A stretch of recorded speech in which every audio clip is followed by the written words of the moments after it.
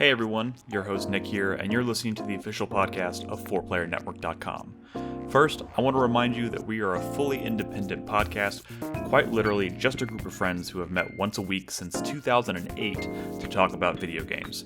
If you like our show, the best thing you can do for us is be active in our community. I recommend Discord.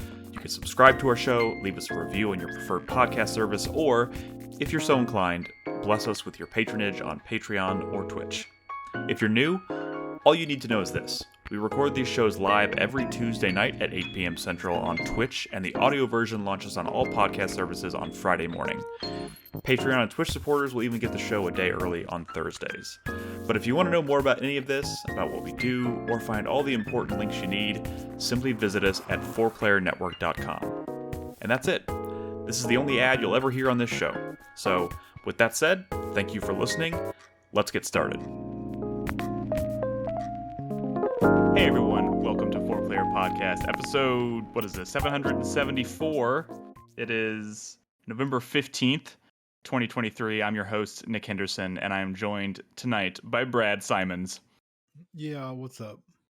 Enthusiastic as always, Nolan Hedstrom. Hey, how's everybody doing out there on the internet tonight? Christopher Guthridge. I hate the direction the show's going in already. Hello. And Christopher Davis. What? Good evening. We have some great stuff to talk about tonight. We do have a lot to talk about. So we are or we are not going to talk about home ownership at the beginning. No? Like RoboCop. We all like RoboCop. RoboCop's fine. It's fine. It's fine. You want to know something really funny about RoboCop? Let's get right into it. We are going to talk about RoboCop Rogue City tonight, but let me just tell you, this is a true story. Okay. The only RoboCop content I have ever seen in my entire life is that giant dick shooting video. Okay. Dude, that's great. That's great. Leave it there. Just leave it there. Literally that's fine. all I know. Leave it there RoboCop. because I'm afraid you would watch the 3 RoboCop movies and say RoboCop. Yeah, remake no, and they're not something. good. There was an animated series that's not good. There was There's a a live video game action that- series that was not good. There's a video game that I assume is not good. There's a remake that's not good. There's yeah, lots of it's video fine. games that are not. It's fine. Nick, you've seen that, and you've seen like the last Judge Dredd movie, right? You saw Dredd, which was excellent. right? Dread? Yeah, The one great. just called Dread? Yeah, with Carl Urban? You're fine. Yeah, it was fantastic. Yeah. RoboCop began life as like an unlicensed Judge Dredd adaptation. That's it. I can see that. Okay. Yes. I can see that. I mean, you've seen Peter Weller on Dexter, so you're yes, close. I'm about to say You're fine. I've seen the dick shooting video, and I knew that when Peter Weller was on Dexter, there was kind of a big deal because he was RoboCop, and I didn't know what that meant. Yeah. But now he's just the guy I know from Dexter. But You've probably seen like a apparently that's couple of RoboCop. like robot chicken sketches or something. Maybe you know about maybe RoboCop. one day you'll like catch the original on TV and you'll sit and watch it and you'll be done and you'll be like, yeah, okay, that's pretty cool. Oh, the bad guy is Red Foreman from that '70s show. That's pretty cool. And then you'll move on with your life And you'll be like like, a normal Ed person. 209 is cool. Yeah. Bitches You know, leave. we Well, are when gonna that talk guy about when that guy fell out the window at the end, his arms seemed kind of long. That was weird. Like, now I feel like I have to watch it because I don't know what the fuck you're talking about. The That sounds enthusiasm I great. had for RoboCop when I was a child is like the glint I see in Chris Davis's eyes, and it scares me a little bit. It's- Hey, but you know weird. what? You know what? Well, okay, first of all, we do realize, Chris Davis is going to tell us about RoboCop Rogue City tonight. Because someone But has to. To his credit, it's I'm hearing like, there's a lot of there's a lot of chatter about that game being better than it has any right to be. And no, you're not allowed to Okay. say that. Actually, it won't, and we'll get to why. I'm not allowed to say that. Yeah. I mean, no. it's That's also, but that's not your story to tell, Nick. It's not I mean, your this story is- to tell. this It's is not also Chris the same Davis's team that story to made that- tell either. It's not. That's well, whose we'll story get is it How? to tell? this is what happened with the Terminator game, and people are, because it was a surprise, and people are trying to recreate that narrative again, but everyone expected it to be better than it should have been before it even came out, because that's my point. This is all, we'll get to it later. We'll get to it later. Okay. What's up? It has been 2 weeks since we recorded our last show. One thing I just want to point out, I'm not going to spend a bunch of time with housekeeping and whatnot, but I do want to point out, yes, I know a few weeks ago we have officially switched our recording night to Tuesday night, and since then we have missed the standard recording night more than we've hit it. It's just a weird time of year, and there's a lot of stuff going on in real life and stuff. So it's just been kind of a weird, wacky month and a half. So yes, we are recording this on a Wednesday night, but the standard recording night is still going to be Tuesday. We will eventually get back to some amount of normalcy here. Next week, I'm saying it right now, we will, come hell or high water, record a podcast next week, or we will pay $50 to everybody in the Discord. Wait, I thought we said we weren't doing a. So next week is Thanksgiving week. Yeah, you just right. You just overpromised, my friend. Damn. So next week is Thanksgiving week, right? And But it you're sounds kind of like canceling out Nightshader's $50 he owes. No, everybody. Nightshader still owes us. So like, no. the point is, we're gonna get back to Tuesday. Next week is a bit of a weird week because it's the holiday week. So I have a feeling we haven't set anything in stone, but I have a feeling we won't be recording a podcast on Tuesday. But those of us who are available will probably be getting together to either do some kind of game night, or Crispy had some ideas, but maybe doing some kind of like watch party kind of thing. I don't know, but we'll do something on Tuesday. It'll be fun. So even if we're not recording, again, this may end up being the last podcast for 2 weeks, but. God damn it! After Thanksgiving is over, we are back on the Tuesday night train. I swear to God.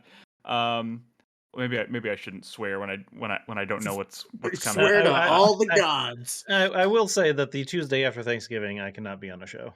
Ah, damn it! Well, Ed wants to be on. Ed's been out of the country for a while. And Ed 209. Ed 209? What the fuck are y'all talking about? Ed 2. Okay. It's a RoboCop thing. Oh, see, yeah, I have no idea So what you're talking about. the problem is, I work in a small little industry. I don't know if you ever heard of it. It's called retail. Friday through Monday after Friday. Thanksgiving are literally our busiest time of the year. So So you I'm got taking to prep. off Tuesday, and it's not that I'm just taking it off. It's that my mom is coming into town. Gotcha, So I'm okay. going to be hosting my mom, and so I can't really be on a podcast. That's fine. That's totally fine. We get it. I mean, we have 5 of us here, 6 when Ed is occasionally on. So with all of that, we should have enough to put together some kind of show on that Tuesday. But Except stay I'm tuned, also everybody. not available either. Fuck off, Chris Davis. I don't want to hear it. I don't want to hear it right now, okay? Let's get to that next week. The point is, everybody, if you listen to the show, things are just kind of crazy right now. If you want to stay on top of things, maybe you should consider being in our Discord at discord.gg/4player. We put stuff in the announcements channel as they come up, so we will let everybody know, and that's all I can tell you. That's all I can tell you. It'll eventually get back to Tuesday. But tonight, it's been 2 weeks. We got video games, guys. We've got, I don't know if you ever heard about this game. We've got a new Yakuza game to talk about tonight. Never heard of it. Like a Dragon Gaiden, Chris Davis's favorite game series he loves to talk about on this show. We also got the Talos Principle II. Like I said, we got RoboCop. I'm also going to talk a little bit about Jusant. Oh, stop it. Jusant. Shut up, Brad. The point is, we got a lot of stuff to talk about, so let's just dive right into it. Where do we want to start? Well, actually, is there anything fantasy critic we want to say? Yeah, dude. The last of my games came out. My list is done. Also, Wow. Chris Davis was the first one to not only fill his list, but like get points across. Like everything on his list is out and has points. So Chris Davis is done. No, He's but across. I'm the finish saying, line. that's what my list is like now. Pretty What- much. Yes. What was your last game? My last 2 games were Ultra Kill's not going to come out. I guess I don't know. Yeah. But It's a goose we're egg. assuming no. But Persona 5 Tactica and Super Mario RPG both got reviews today, and they come out tomorrow. How did Persona 5 Yeah. Tactica do? That's got like an 80, I think. 78. You know. Oh, you got fucked. I knew it. Yeah, I mean Ugh. the range was going to be like high 70s to low 80s. It was just kind of on the softer end. Mario RPG is doing better. It's at 85. But the thing is, if you look at the numbers, it's going to be a squeaker between me and Nolan. Nolan's got his spots to Squeaker. fill. A Wow. squeaker. Well, I mean, Well, Yeah. okay. Let's see how Marine Space coming Marine out. 2 Nolan does. is Nolan's over here Let's- smiling like maybe he filled his list and we didn't even pay attention. No, the math is actually quite clear. I mean, again, we're assuming Space Marine doesn't come out because whatever. But he's got to fill his list with 3 games, right? But based on the points I have now, which mines are basically done, he basically has 3 games to get 38 points. He has to get 38 points in 3 games, which is, Doable. not unreasonable at all. That's very doable. But that's Um, you got to pick 3 80+ games 3 And we only have plus we games. have in less the than a next month 2 and a half. months. Or I mean, they don't have to be 380 plus games. Well, so he's 15 points behind. I'll But get a 95 and then a So- 65. he's 15 points behind without these new scores that came in. So if he gets so I just got a 78 and an 85. If he gets an 85 and a 78, his last game just needs to cover that 15-point difference. So he basically has to get an 85 and 85 or a 78, or he has to get 38 Is there still points. a sizable enough pool of releases coming out in the next month and a half? Yes, there's plenty. There's plenty of video games. Because, There's like okay, 48 games came out this week. So I will say on my front, because my list is more or less my list right now is currently full, but I'm still Yeah. kind of Silent Hill 2 and Deca Police are both kind of wishy-washy. Silent Hill Yeah, is heavily Silent Hill. rumored to be Neither, March at yeah. this point, but we got to wait for confirmation. But also, I keep checking on Deca Police, guys. I keep checking on Deca Police. Their official website still says coming 2023, and they have this big banner on the front page of the website now that says there's a level 5 online event presentation happening on November 29th, and that same That'll be website when where they they put announce- this banner That'll says be when they says announce coming the in date. 2023, bitch. I'm Wait, you're saying the event that announced is November that? 29th. I think they're either going to shadow drop it or it's going to be coming out in December. No. They're The not event will shadow They're going to dropping show a that. trailer, and it's going to be like February 16th or But something. here's the thing. My point is, with their website where they're promoting this presentation, still say coming in 2023. I mean, they have If to. they know they have a trailer that's about Until to it's official, push it they're back. not allowed to say otherwise. That's the thing. And they probably want to do it while you deliver the bad news while Well, you're either way. showing like a really cool fucking trailer. They're probably going to do the same thing with Silent Hill at like the Game Awards. Right. Well, you know? yeah, and Silent Hill is heavily rumored to be March, and I think we're just kind of all waiting And for confirmation. you're probably going going to see a cool trailer finally with that date at the end, because that's a cooler way to announce a delay than just going on Twitter and saying, "Sorry guys, fuck you." But the problem is the Game Awards are in fucking the first week of December. Is there a lot of shit? Is there a lot of shit coming out in December that I just don't know about? Space Marine 2. You're going to have to look harder, but games are always coming out. Hey, I did. One of my games I picked up was American Arcadia, which is that like Truman Show looking game, which See, demoed random pretty shit nicely. like that all the time is coming out. That came out today, and it doesn't have enough top critics for an official score yet, but that thing is looking like it's going to be mid 80s, I think. Ooh, What is no, this? I've never don't seen say this that. before. You should check it out, Crispy. It's like the Truman Show, but like you're trying to help Truman escape the Truman Show, but watching him through like security cameras and stuff, and like telling him how to do stuff, and then you actually play as Truman, the person that's not really helping. Truman. It has 7 reviews on Metacritic. It's at a 79. Okay, so maybe it'd be like a low 80 if I'm I lucky. mean, it'll be an indie game. It'll have points. Yeah, it'll be an indie game. It's going to pay the indie tax. Yeah. But hey, I think. you know what? I think.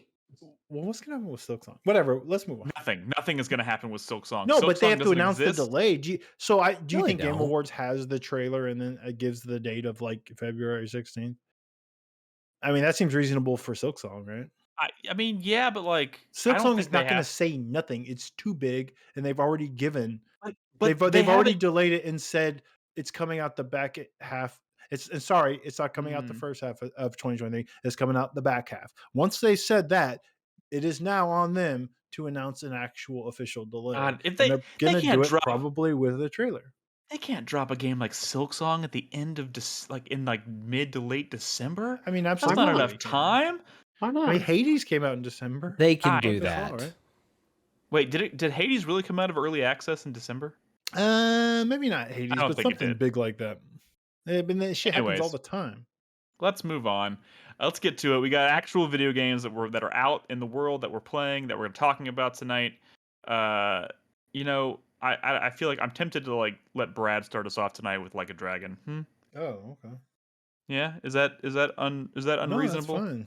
Tell That's us about fine. Like a Dragon. This was. I keep getting this game confused. I can't keep track of how many Like a Dragon games Well, there stop are. But calling this it Like a Dragon because you're just saying the name of a series. This Like a is like Dragon Gaiden, the the man who man who erased his erased name. his name. Do you want Sorry, to open this conversation, Nick? I am opening this conversation. Poorly. like a Dragon Gaiden, the man who erased his name. Yes, this is the Yakuza it's like smaller game spin-off thing. I mean, Gaiden meaning what, like side game or whatever, right? I think Gaiden technically doesn't that technically mean like prequel? I feel like it's been used Side a lot. story. Side story. Okay. Let me talk. No, No. right. The fuck? Oh no. So it's not like a full blown like 80-hour Yakuza game, or depending on how much you play those games. It is a game where it is a shorter game, but it is still a Yakuza game. It's just in a more condensed package, I suppose, which is nice, which is probably why I'm playing it. This story, you play as Kiryu. It is a action-based Yakuza game, We have not to a make that turn-based one, distinction which is now. where the mainline. Well, yeah, because the mainline series has gone full on, RPG turn-based battles, right? And the one Right. that comes out in January, mind you, which I'm very excited about, Like a Dragon 8, Infinite Wealth, is going to be that turn-based one. This is a side story that bridges the gap between the events at the end of Yakuza 6, which Chris Davis is familiar with, weirdly. Yes. Where That's a fun game. Kiryu disappears to what's going on with him in Yakuza 7, which he makes a very small appearance, and then he's going to be the second playable character in Yakuza 8. And this sort of story bridges that gap. It starts sort of near the end of the events of 6, more or less, and it kind of then rides in parallel with the events of Yakuza 7, and they make weird references I mean, like, there's like a right around the corner is like Ichiban, but you never actually see him. They like just miss each other, that sort of thing. Right. So you're not interacting with any of the characters from that game, but he's around, and I'm assuming it's even getting a lead up to the moment where you do encounter Ichiban, which spoilers, there is an encounter, like a combat encounter, but in Yakuza 7 it is an RPG battle, and I'm wondering if you get to fight Ichiban like in a live action, in a real time action Like do combat that battle, same which would be fight, cool. but from a different Well, perspective. yeah, kind you of have thing, or- I mean, that is when y'all meet. So why would you not do that? Which that's going to be exciting. Oh, yeah, if you're looking at this footage, it probably seems really weird. Kiryu is like an agent. He's being forced to like run jobs for this this organization that promised to basically make him non-existent for the. It's complicated. Tell us The more. details of the story don't matter. What does matter is that he has agent powers, like a cool Spider-Man-y laser whip Laser whip? that That's he can fling wild. dudes around and bind people. He can summon drones in combat, and the drones will fly out and attack enemies. Like, he literally will run around with his fingers on his ears summoning drones. You're literally just hitting the Y button. He has Wait. explosive His like cigarettes. animations for like doing his like powers is like this like the secret agent finger to the ear thing. Exactly. That's fantastic. Well, also he has one where he smokes a cigarette and then throws it because it's actually a bomb, and you could throw cigarette bombs to blow people up. I mean, you'll see me do some of this stuff. Brad, that's This is a interesting. live action lady. Tell me more about what's going on right now. I'm not looking at the footage. Where are we at? It's a lady. It's a real lady. Oh yeah. So all the real- Hostess Club stuff is live action now, FMV, and I think it's going to be that way in Yakuza 8 too. I think this is just the series going forward. All of your Hostess Club stuff and I think dates and stuff are all going to be live action ladies, which I'm okay with that. I mean, it's just you're doing the same stupid shit you did before, but now instead of looking at like some awkward models, you're looking at the real live models. The Which real is deal. Yeah. so it saves them money probably because they don't have to create models for these people, and You're good. saying they don't have to create models for the I models? mean, what if I just started the series with this game? That would be that would be almost as bad as what Chris Davis did. This this is not a good random one to jump into at all. Um, it's been so this game is weird. It feels budget in places, which makes sense because I believe this was going to be like a side story to like Yakuza 7, kind of like the Kaito files were like sort of a alone, Okay. like, or I don't know if it'll stand alone, but it was like it was like a huge DLC where you play as Kaito, from the Judgment series.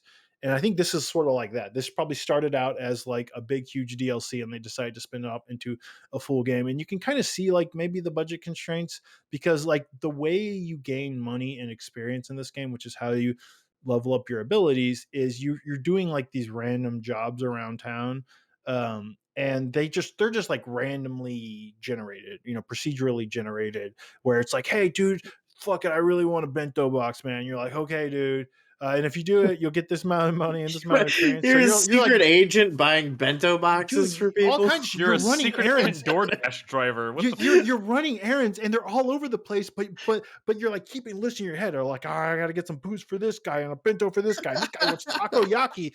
But some of the missions are like, dude, just So get my stupid. fucking I like how purse he's out like, of this tree.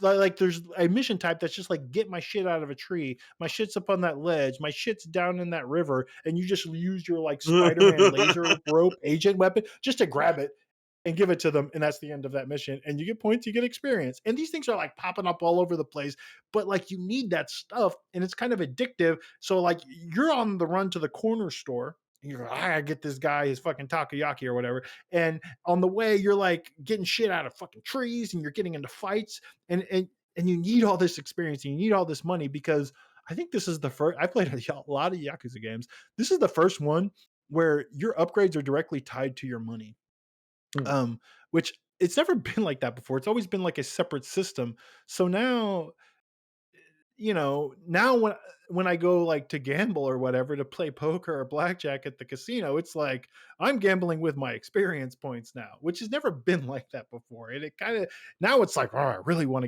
to, win this, hand of poker because I want to level up, which is interesting.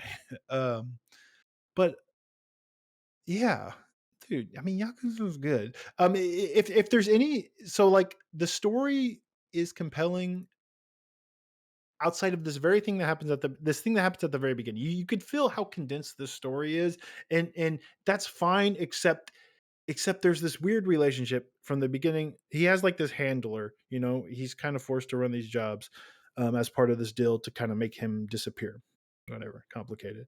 And he has this handler that he doesn't really like, and it's like this relationship you barely have. This guy ends up getting kidnapped and like taken away, and like you like hung out with this dude for like, it feels like minutes, and all of a and now sudden you're like like, Kiryu's ready to fucking die for this guy, and you're like, this is weird. Like in a regular Yakuza game, you would have like spent a whole 2 chapters with this guy, and then it would have made sense. But now, since this is like a more condensed game, it just feels weird and rushed. And I'm like, why is Kiryu like dying on this hill? It doesn't make sense. That guy was kind of a dick. I knew him for 10 minutes, and now like it's the whole motivation of the story where I'm at. It's weird. I mean, I think you hit the nail on the head there. It's probably because it was weird. It was probably because it was rushed. It's Yeah. condensed and it's rushed Yeah, but because it's condensed. So. it's still like kind of cool and melodramatic and emotional, like Yakuza gets, and there's still cool moments. I mean, I miss Kiryu. So here's a cool thing about this game. Here's a weird thing about this game. So the Yakuza series kind of has English dubbing now, right? Going forward, there's been a lot of controversy about Kiryu's new voice actor. We don't have to get into that, but let's just say people are not happy about the quality of his voice. Now, in my opinion, I feel like Kiryu is a pretty like legendary like character in video games, and his voice, I think, is part of that. he's very like, he says badass things in a very deep voice, and that's pretty much his character, right? Well, the new voice actor is not like, doesn't have this cool deep voice and doesn't deliver lines like Kiryu does. He just kind of sounds like a random like dude who like picks a fight with you in a Yakuza game, not like fucking Kiryu Kazuma. Wait, does this it sound legendary character? Does it sound like the new voice actor is not even trying to imitate the original voice to like bridge the gap? It just seems like poor casting. It just seems Hmm. like this is not Is this like the new the right permanent voice voice for actor for this Kiryu. character, It or is. is this like a It is. one-off? But here's the thing. This game is going to have an English language track in a future patch. That patch is not out yet. Well, I didn't want to wait, so I'm just playing it in Japanese, right? Oh, the new voice actor is the Japanese voice actor. No. The new voice actor is the English voice. I play these games in English now, but I didn't want to wait for this patch. I wanted to play this game. I want to get it done because Yakuza 8's coming out soon, right? Which I believe will launch with English day and date. Oh, but this one didn't. Okay. This one didn't. The English language track is not. So I'm being reminded of how good Japanese Kiryu is, and that's unfortunate because I'm seeing all these clips on from the Like a Dragon 8 demo. There's a demo out, but you have to finish the game. It's another reason I'm trying to get through this game because there's a demo for 8. And it's not good. It's bad. It's bad. It's fucking bad. I don't like it. And now I'm playing in Japanese, and I don't want to be playing in Japanese. I like to play in English because I have kids now, and ever since I've had kids, it's hard to play and watch subtitled shit, if that makes any sense, because that requires like full undivided attention, and sometimes you can't do that.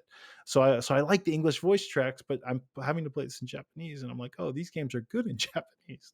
So I don't know what I'm going to do for 8, but yeah, new voice actor sucks. I guess we need to move on. The last thing I'll say about this game is that this is maybe the last hurrah for Kiryu in the live action or the real-time action combat, because he isn't going to be an 8, and he is going to have a turn-based combo system, even though he can kind of bust out of it. But even that's not real Yakuza. This is, I want to say, it's a little weird. I played both Judgment games. I really like those games. Those games are like really fluid, and the combat feels really good in those. Here, it does not feel like that. Like for some reason, this feels like a step back. It feels way more clunky than it did in those games, and I don't really understand why. So it's kind of like a unfortunate last hoorah for action Yakuza. So I don't know. I hope there's more Judgment games. Brad, you need to bank this ball off the right wall, not try to hit at the angle you're hitting at. Physics won't allow you. For those listening at home, the footage is Brad playing pool and missing horribly. the shots. Oh, I'm doing like a 1-ball challenge or something because I think 1-ball challenge, huh? I don't know what that means, Nick. I don't know either. But yeah, it's cool. It's addictive. I mean, this series has always kind of been comfort food for me. It's always one that I've loved, like has had high highs, but then like, in some ways they've been kind of bad or budget. Yeah. But I've always enjoyed my time with them. And, at first I was just going to download this and then immediately play the Yakuza 8 demo. That's all I really cared about. And I was going to stream that. And then so I the only way to realized play that demo is to beat this game? Yeah. But this is not very long. I mean, you could if you rush through the story, you could beat it in 15 hours or whatever, which is very short for a Yakuza game these days. Right. Or maybe even shorter. But the thing, and I was really frustrated. And I was like, oh, I'm going to download some saves and like see if I can bypass this just so I can get the demo. And I couldn't get it figured out. So I'm like, all right, I'll just play the fucking game. I was going to play something tonight. I played it. I started playing. I'm like, oh yeah, I like this series. So now I'm just playing through this game. And it's good because it's going to like tie up those stories, and I'll be ready for 8 when it comes out in January. And I'm super excited because I think it's going to be like, I don't know, like one of the best games ever. Have you seen shit? I mean, this Yakuza 8 looks fucking incredible. It does. There is a I'm whole looking forward to hearing y'all talk about it. Island.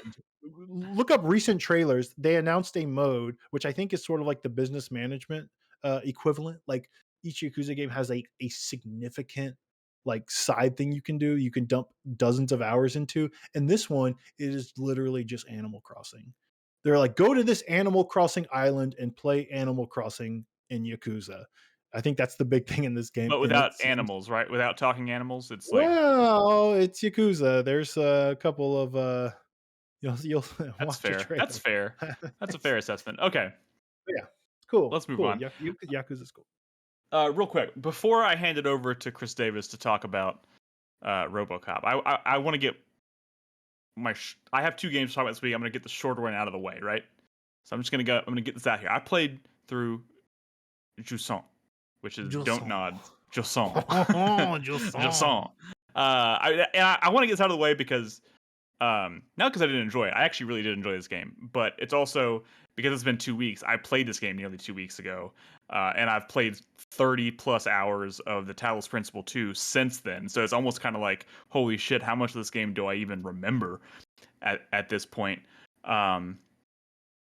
But if you're unfamiliar, because Don't Nod's known for doing games like Life is Strange predominantly. That's kind of the game that they made their name on, I suppose.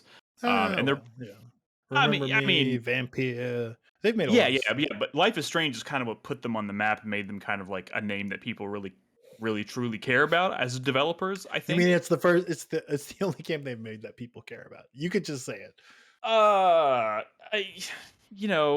Sure. If you want to, I mean, people. There's one that built a fandom, I guess. The one they've made that connected with people. I think a lot of people actually care a lot about Vampire. But I can't really speak to that because I haven't played it myself. But whatever. That's neither here nor there. This was kind of like they announced it earlier this year. It's like kind of their left field game.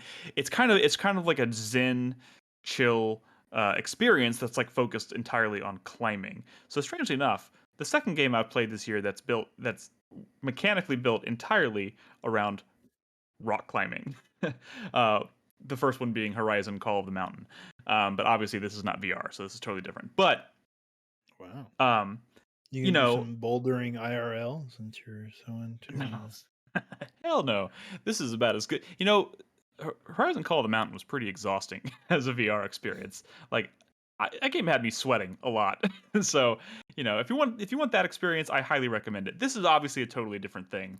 This game is there's not a lot of context going into it, and we had a lot of conversations in Discord about this, but like context wise, like the game kind of opens with this like barren wasteland, and it becomes pretty apparent right away that like this character that you're introduced to that you play as is like walking through what is now like the ocean floor that is like completely dried up. So, and he comes up to this giant tower that just this like mountain that extends all the way into the clouds, and he's going to climb to the very fucking top of it, right? And as you're scaling this mountain, you are like learning about the civilization that came before you that obviously lived on this structure when there was still an ocean here, and you learn about all this stuff. And this is kind of what we got into. We haven't had a chance to have this conversation in person yet, Brad. We had this in Discord, but like a lot of the story of this game, you're kind of like uncovering by like reading notes. It's actually a surprising amount of like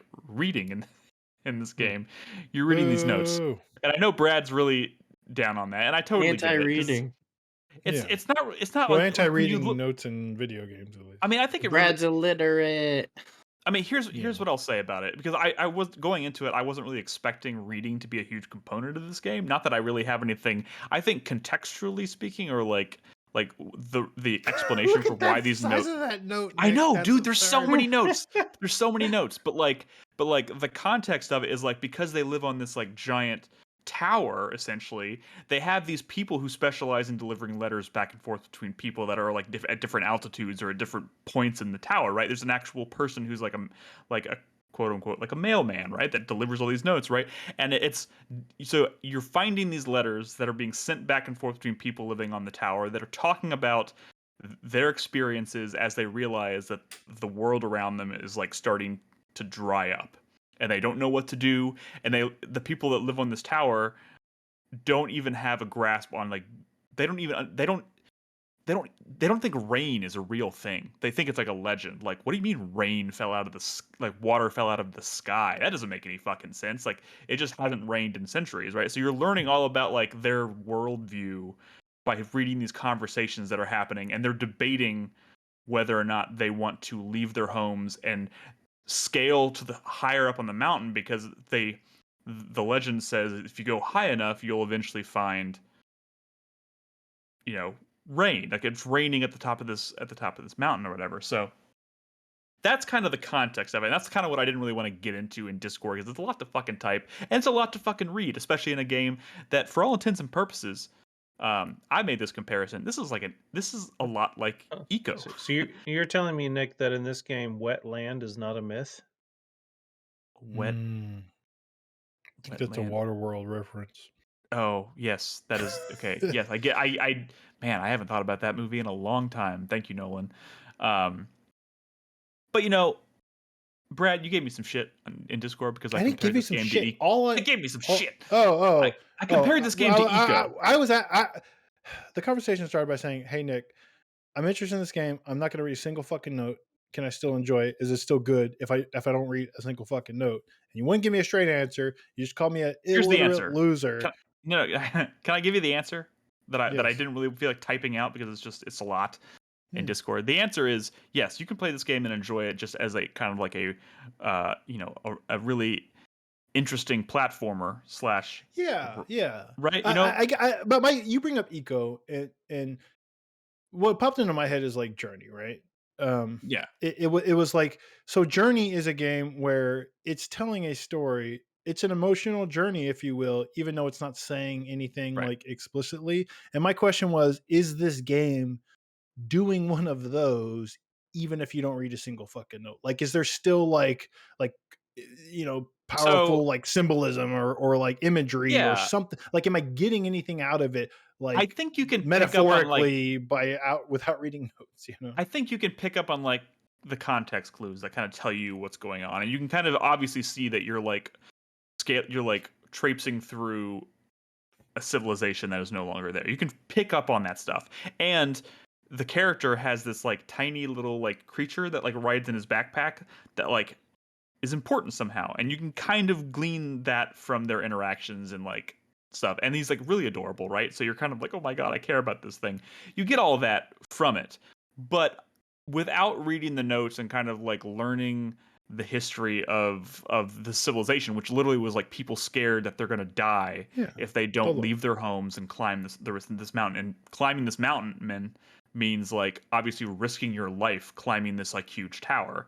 So it's like you would miss out on all of that. If you skip all that stuff, you'll eventually get to a point where it's kind of like at the end, like what transpires at the top of the mountain. Seems cool. No, dude, the platform mechanic is like super neat. Like, I will say this, there's stakes in the sense that like when you jump off of a ledge or something, like, because you have to make leaps, right? But you're always tethered. So like and part of the mechanic is as you're scaling the wall, you have to create your new points of leverage, right? So you have to like drive in new pins that will like tether you to certain spots, right? And you get to completely choose where you create these tether points, right? But you do have a limited amount, and you have to be kind of smart because it also ties into your grip and your stamina and stuff. So you have to be smart about it. But if you fuck something up, you are tethered. So like what you're not risking death, you're risking having to do certain sections all over again because you weren't smart about how you tether stuff. Dude, do they have a hardcore free solo mode? Like, I actually don't know. You get no rope. You just have to climb it. Like, the no saving thing wouldn't make any sense because this is what's probably going to turn you off, Brad. I don't think you can die in this game. I don't think you can just run and jump off a cliff and fall to your death. Oh, I can. I did in the demo. Okay, well then maybe I just didn't do it. I felt safe to an extent this entire experience, but there are lots of moments where it's kind of like, I'm about to take a leap of faith here, and I don't know if I've created the right tether points, and if I fuck this up, I might have to do a bunch of shit that I just did all over again.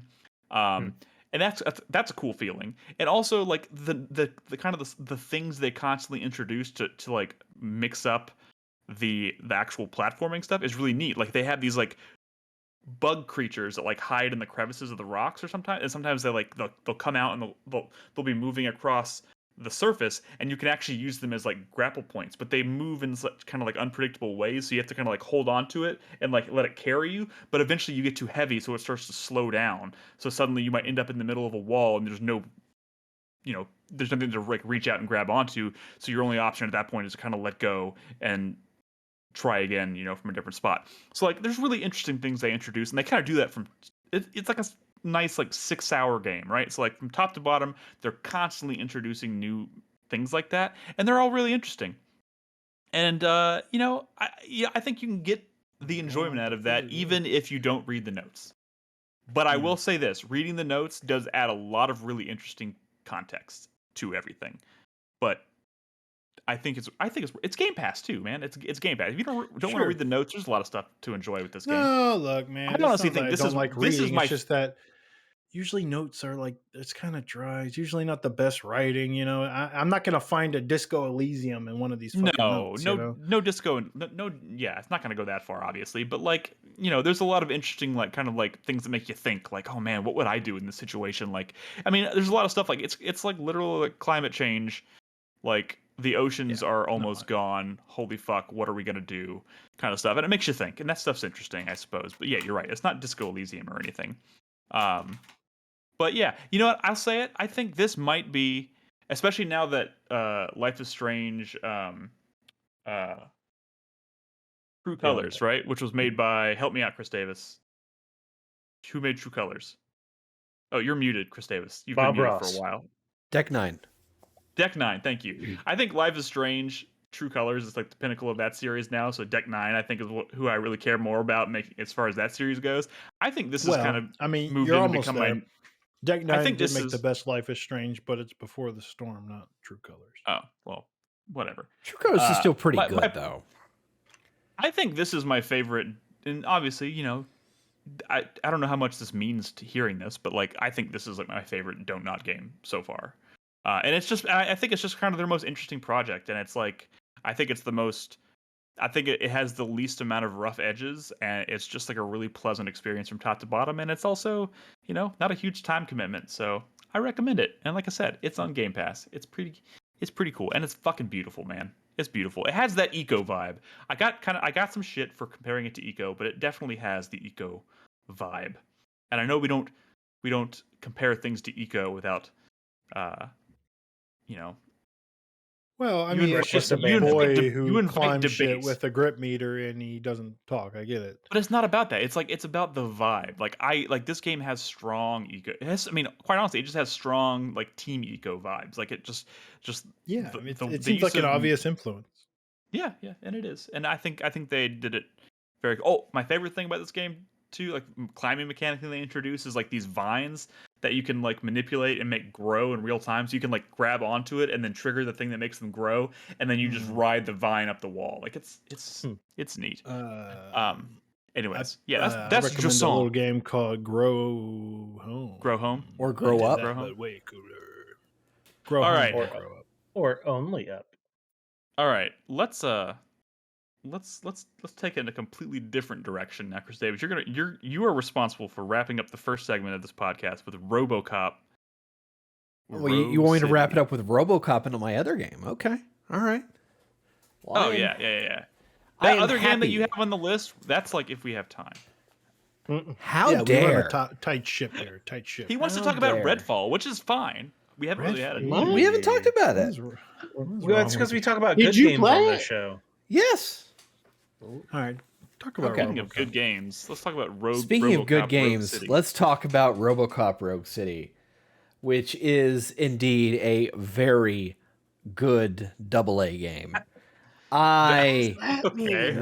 Which is what everyone expected. This was not a surprise. Everyone expected this. It's not a surprise. Continue. Yeah, but Terminator Resistance came out of nowhere. This was from a developer that made a terrible Rambo game, and they just did a complete 180 and turned out a great.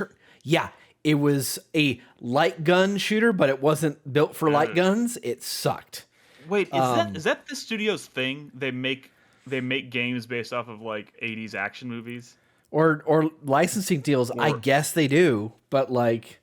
They got it right with Terminator, and they've just kind of built on what they made with this. Well, Carl in chat says, "Don't look up that Rambo game, Nick." I don't really care much about Rambo. I don't care much about RoboCop as a franchise, and like, or even my history. My history with Terminator. I don't know if the studio is like speaking my language, but anyway, RoboCop is kind of awesome. It is Okay, first off, I have to say this game feels so fucking authentic to the source material. It's kind of amazing to me. They got Peter Weller back to play RoboCop. It feels like they scanned like and really well recreated all the original like character models of all the actors from the original film. Yeah, I saw y'all talking about that in Discord. Like it's almost off-putting how realistic it really is. Like, especially since this is a UE5 game, and it's one of like the first UE5 games to actually use the full UE5 tool set. That's pretty cool. You threw a sledgehammer at a dude's kneecap and took him out. That was pretty. Okay, you have to understand is that this entire game's loop, in between during an action sequence, which there's plenty of. It's fucking RoboCop.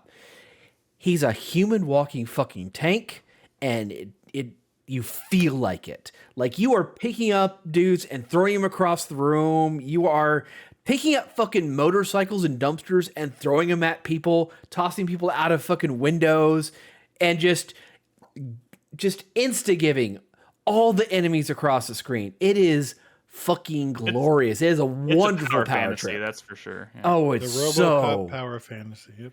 It is so much fun when you get into a firefight, like, and it's so well done, and like it's built around RoboCop's his pistol, which is modular, and there is a light RPG element aspect to it, to where you are adding in this circuit board to your pistol to make it more powerful and give it different abilities.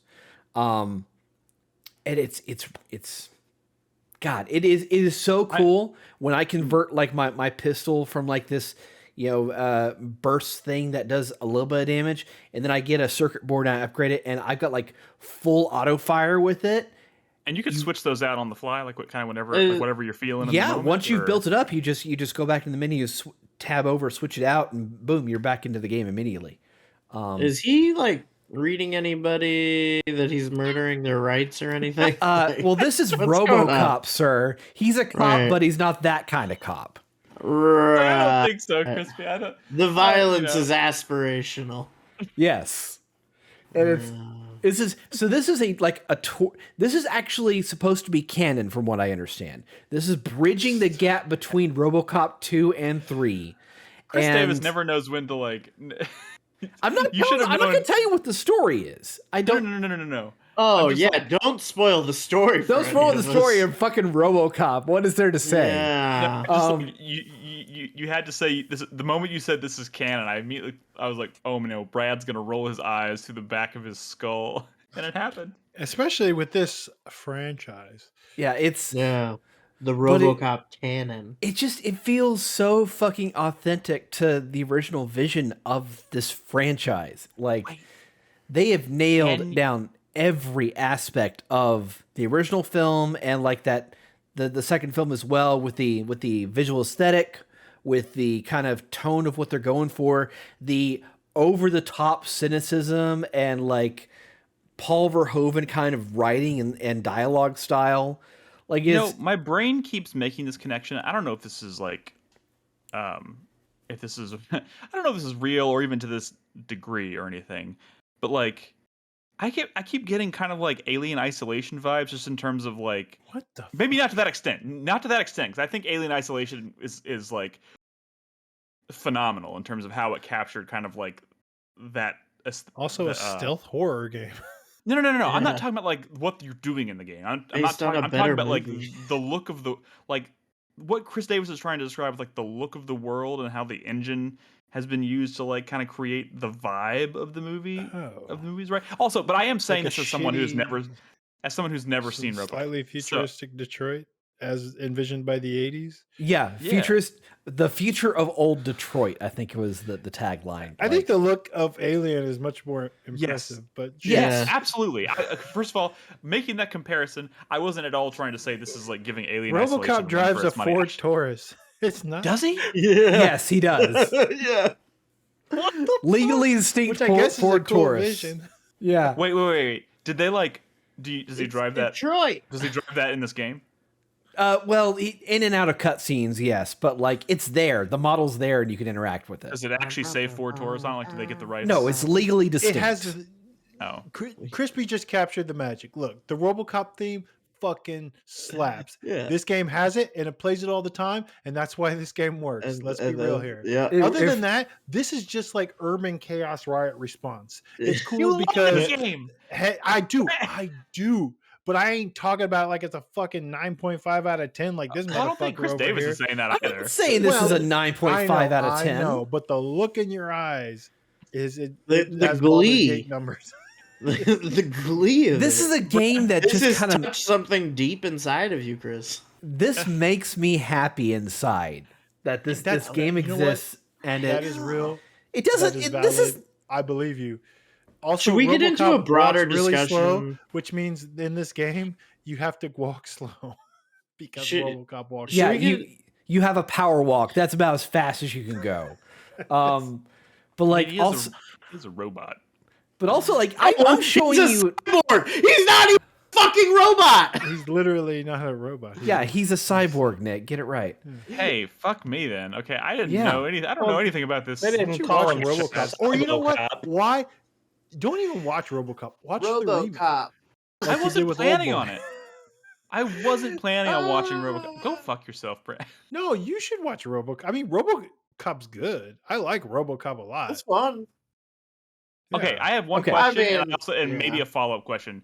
Is the because like I said, I've only seen the dick shooting thing. Fun in a Right? gross, Is that a cynical thing that way. happens in the actual movie? Yeah, the I mean, original it's film- not pulled out that far. Like, it doesn't stretch out that long. But yeah, he shoots a guy in the dick for like trying to rape somebody. Yeah. Okay, so follow up question: do you get to do that in the video game?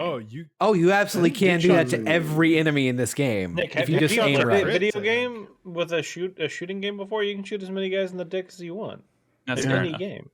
Yeah. I do think you're rewarded. But they for have shots the in this animation game. for it. Dude, they yeah, call you it could out. do Like, that. it comes You could out? do that in The Last of Us Part 2, and they'll be like, "Oh no, I'll never be able to have children now, like I plan to with my wife." And someone's like, "No, Jerry, he shot your dick." No, Jerry's No. dick. It was so perfect. It was a perfect 7 inches. Like, Not anymore. We're taking a left turn in this podcast. Holy shit! It Change actually went Jerry's right name a to little Stubby. bit, slightly Oh, to the right. a lilt. You know, But Chris so Davis, you should share your Steam library with me so I can play this. I will Chris Davis eventually would rather figure it out die. for y'all. Damn it! But Yeah, you No, he's. I think we got it covered. yeah, He already hates playing digital games. It's like a great shame to him. I don't think he's going to want to share them with you. I've asked him this before, and I'm pretty sure I've never seen him change the subject quicker in his life. But anyways, that's fine. So speaking back on the game that I'm trying to talk about. Oh, that's right. That's right. So this is more of an action level, but they do break up the game with cutscenes in between, but also like there is a hub level in downtown Detroit that you regularly go back to several times that you kind of go and investigate a main pathline crime quest. But in between, there's like side objectives where like you are interacting with the public and issuing tickets and doing actual cop stuff. Of course. Actually, reading people their rights. Yeah. Actually, yeah, you do read people your rights. There's a Miranda rights button. No, that's probably going to be modded in eventually. But no. Do you carry around spare guns and knives to kind of throw on the ground next to perps? He's I not just that how kind of realistic it is. Yeah. No, I understand. I mean, he's so. I feel like the kind of people who are going to be modding a RoboCop game probably don't really care about civil liberties that much. So I don't know if that's fair. So, like Terminator Resistance before it, this game draws significant inspiration from Bethesda's Fallout games, in that there is a very light RPG system, character management like the special system in Fallout, where you've got stat trees that you can go in and add points. You get abilities and upgrades and things like that. Like the one I first prioritized was upgrading your psychology. That gives you more options when you are doing discussions with characters. And it will even highlight like empathic replies to get an emotional response out of a character. So are you doing that kind of stuff enough to like justify putting points into it? Yes. Like, in fact, there is a significant portion of the storyline is based on your decisions and actions in the game. Because the whole programming of RoboCop is that he's supposed to uphold the law and protect the public trust, right? And so you got to balance out your interactions with the public and characters in the game with your adherence to the law. So, like, if you let people off with a warning, you are ensuring the public trust. If you're issuing a ticket, you're upholding the law. And in doing so, that changes how the public perceives you and changes story elements as you go on. Because there is, throughout this whole game, there is a mayoral race happening. And so the two candidates for mayor are vying for your support, as well as the public's RoboCop support. And the public cares about RoboCop's He's the main opinion character, Nick, because he's the hero that's going around and saving the day everywhere.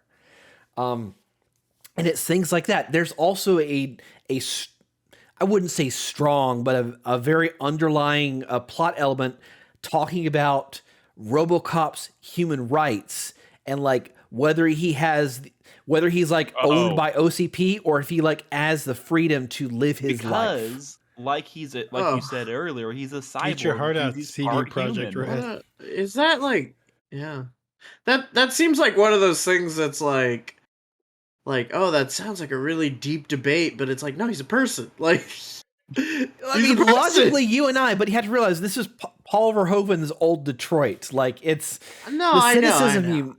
Yeah, but it's actually fun, and they do have fun going into like Murphy's head and thinking about like where he is in his life and what happened to his family and things like that. Like, and in those sequences, like the developers start to have a little fun. I'm not going to put too fine a point on it, but there is a sequence in which Murphy, in which the developers clearly were drawing inspiration from Condemned in some of the gameplay design. Oh, wow. You kind of broke up there. I couldn't hear anything you just said. I heard everything you said. Oh, okay. That must have been on my end. Sorry. I just heard, not to put a final point on it, but it takes major inspiration from Condemned. From Condemned. Oh, Condemned. Yeah. Ooh, now I'm listening. A very specific level from Condemned. It really kind of surprised me that it happened. There's fantasy monoliths, RoboCop. And you get... Oh, I would love to see Monolith RoboCop. Let's be honest. I want to see Monolith do anything that's not Lord of the Rings. Or actually, at this point, I want to see Monolith do a video game. Dude, how about Remedy do a RoboCop game? It'd be like a solid 7.5 out of 10 shooter. Third person. Were you here for the Alan Wake discussion? Because I think they finally made a game that isn't just a third-person shooter nonstop. Really? Yes. More of a third-person. No, I did miss all the Alan Wake discourse. Is it? Yeah. It's very positive. We'll talk about that. Let's wrap up. I want someone who isn't Nick or Chris Davis to tell me it's a good game. Wow. But I'm the most qualified. I fucking platinumed it. Pretty qualified too. It's not a third-person action game. That's for fun. Hey, that's a good start. But okay, so this game, I really, really like it. I had a lot of fun playing through it. I finished it.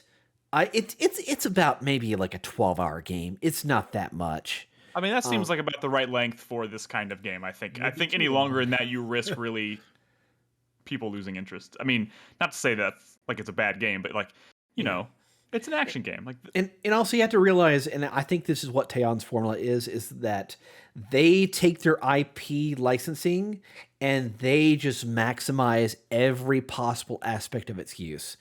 Like, again, this is meant to be a bridging the gap between RoboCop 2 and 3. So like every aspect of the first two films, like they address, like it's there somewhere. It's interactive. So you're going to care more about it if you are deeply familiar with those movies. Wait. This is after the drug addict robot, but before the jetpack. Half of the Like, so half Lewis is still alive. Yeah, so Lewis is still around. She's your partner. She helps you out on missions. She has a whole plot line. RoboCop 2 and 3 are not good. No, well, they're not. 3 is complete travesty. And Yeah. they killed Lewis. Is 3 like one of those like straight to home video movies sequels? It's like Ninja Turtles the movie 3. Is this in like fact, a Crow in situation? fact, those have similar energy, dude. The RoboCop trilogy is very similar to the Turtles To trilogy. the original Ninja Turtles. Yeah. The third Ninja Turtles not movie is wrong. the one where they go back in time, isn't it? Yeah, do Yes, people it's hate that awful, movie? Fucking awful. I mean, it's not. I watched it a lot when I was a kid. See, I don't, but you know how you're always like, oh, the third Alien's my favorite, and the third Terminator's my favorite. If you motherfucker say the third Turtles is your favorite, dude, my favorite Turtles movie is probably the first one because it's like The super first dark. one is like. do not say. And that's fine. It's good. Nick, go back and watch Ninja Turtles 3 and just look at the costumes. I mean, I know. Holy Don't get me wrong. The last time I watched Turtles, what was that movie called? Turtles in Time? The third one? That's the No. game. Yeah, I can't remember. Secret of the Ooze was the second one. yeah. I The like third Secret of the one- Ooze. That's a great movie. No one knows the name of the third one because it's fucking. Somebody in chat. What That's is the the name. name? I'm of looking the it third up. one? I'm looking as it a up. young person. Wait, real quick. Is the RoboCop It's situation just called Teenage all... Mutant Ninja Turtles 3. Oh, maybe okay. Yeah. Ooh, never mind then. Okay, is RoboCop like the movies? Is this like the Crow situation where the only one that's like? Do y'all remember Literally that? just gave you an example. Yeah, I mean, Well- it's like most franchises where the first one's pretty good and then the sequels are trash. Yes. Yeah. Okay. Like the Well, Anyway. I have no intention of There's a reason why people talk watching about RoboCop and not the RoboCop trilogy, right? Exactly. Like, Man, what They if only talk made about this- it in the negative context with the sequels. Yeah. Yeah. You know, what if they made this game instead of calling it RoboCop, it was called Dread?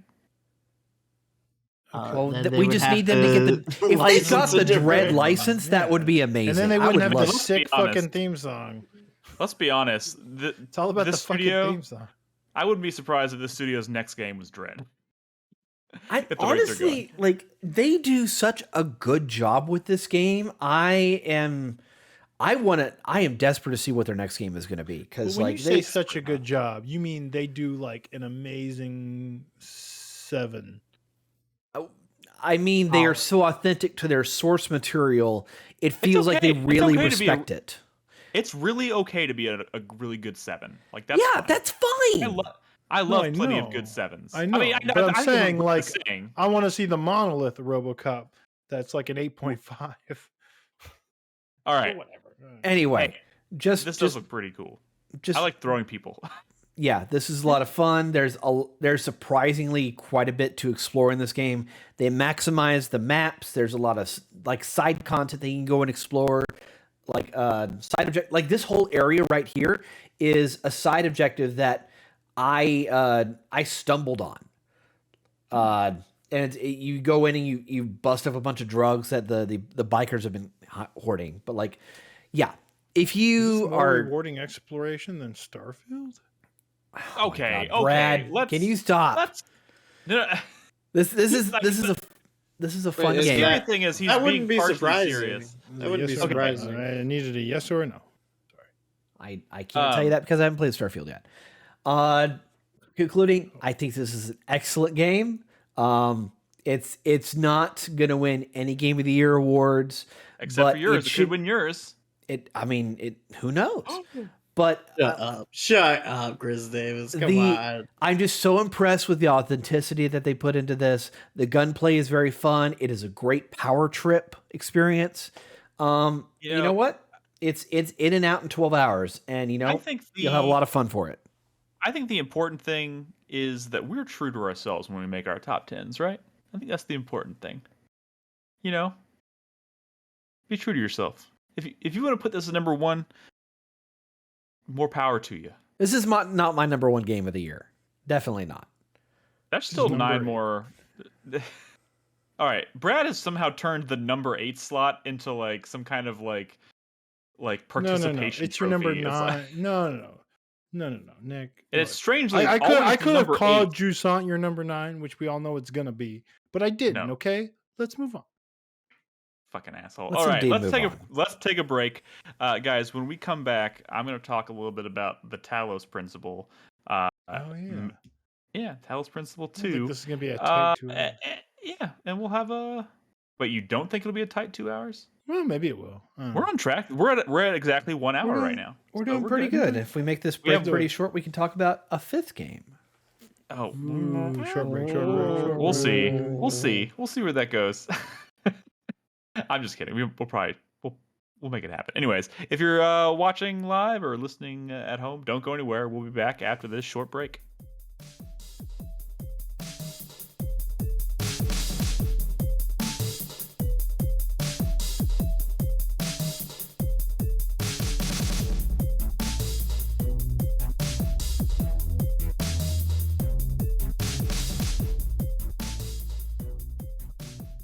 All right, and with that, welcome back to the show. We're gonna get right down to it. I have another video game to talk about. In fact, the video game I'm about to talk about is the reason I still haven't finished Spider-Man 2. I have spent the last 31 hours of my gaming time just absolutely going down the rabbit hole into the Talos Principle II. Which is, if you're familiar with that first game, I guess what kind of space this game occupies, in the gaming ecosystem, right? It's like, it's very like high concept puzzle game, kind of like The Witness or even Portal to some degree. Actually, probably a lot Portal, to be honest. Really?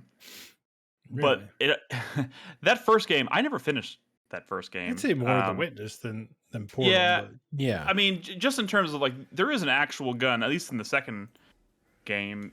It's not really. They introduced so many things in the second game that like, there's probably a lot more. It has probably a lot more in common with Portal now than it did in that first game. Though, I honestly can't remember all the things they gave you in the first game because there's a lot too. This is a puzzle game, but it's also like a 30-hour game. There's some swapper shit going on here. Yes, there is some swapper shit going on in this game. Dude, the stuff they give you in this game is wild. But before I get to that stuff, I just want like I said, I spent like probably 20 plus hours playing that first game, and I eventually got to a point where I was like, this game is getting too hard. Like it's hurting my brain every time I start a puzzle, and it was just becoming exhausting. So I was like, I'm gonna take a break from it and I'll come back to it. And of course, I didn't come back to it. Here I am now playing Talos Principle 2, and I am at like 95% completion, and I'm like, I should be able to finish it in like 1 or 2 more sittings probably.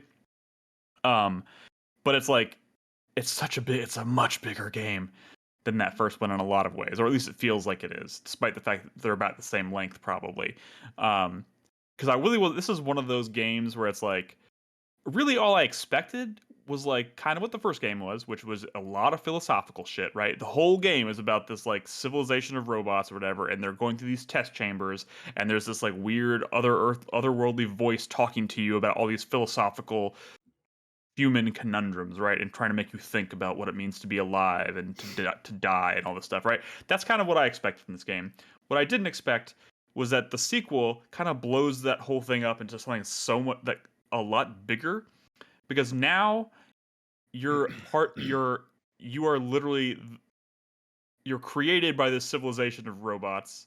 You're the 1000th robot that's created, because they're trying to create 1,000 robots to populate this city called New Jerusalem, and you are the final one. And upon being born, some shit happens, and you're sent to this island to investigate this anomaly. And of course, that anomaly is structured around this giant megastructure. Looks like a giant pyramid. And there's all these different quadrants that are around the structure that are just littered with puzzles.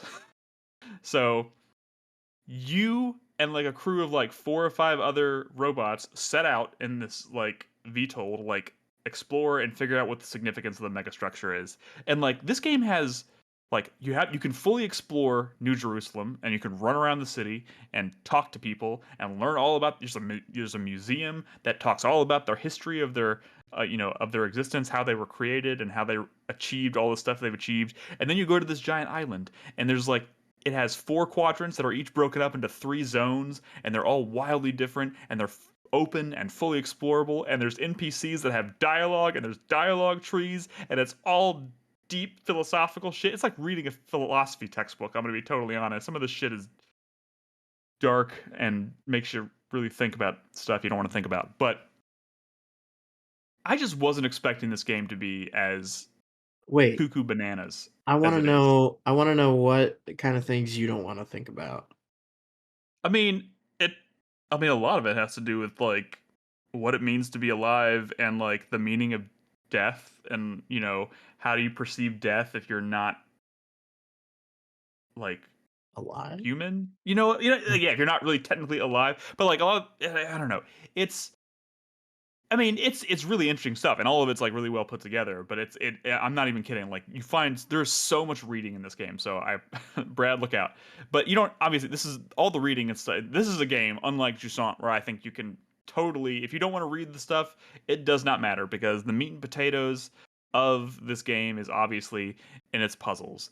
And holy shit, this game